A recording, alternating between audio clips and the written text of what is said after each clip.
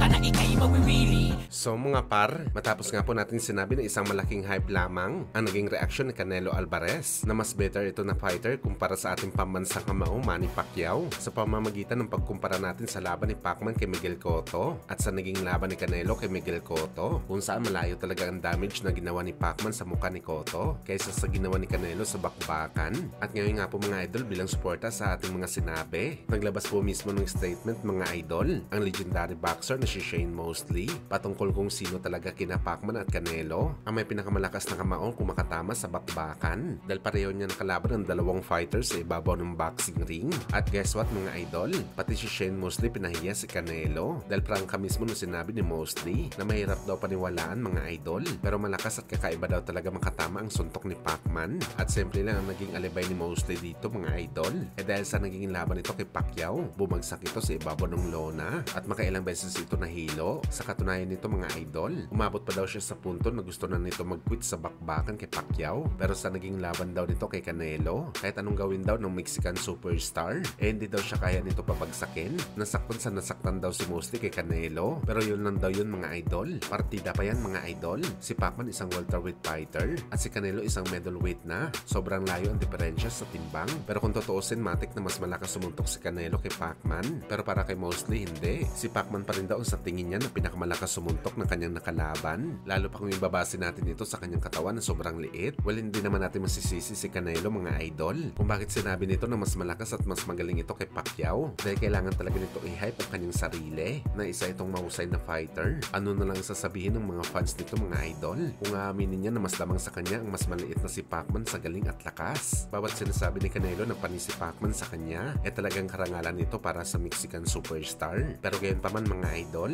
ang tunay na katotohanan hindi pa rin magbabago na sa lahat ng bagay mas angat talaga si Pacman kay Canelo, at lahat ng to mga idol merong resibo na magpapatunay, kagaya na lang sa statement ni Shane Mosley.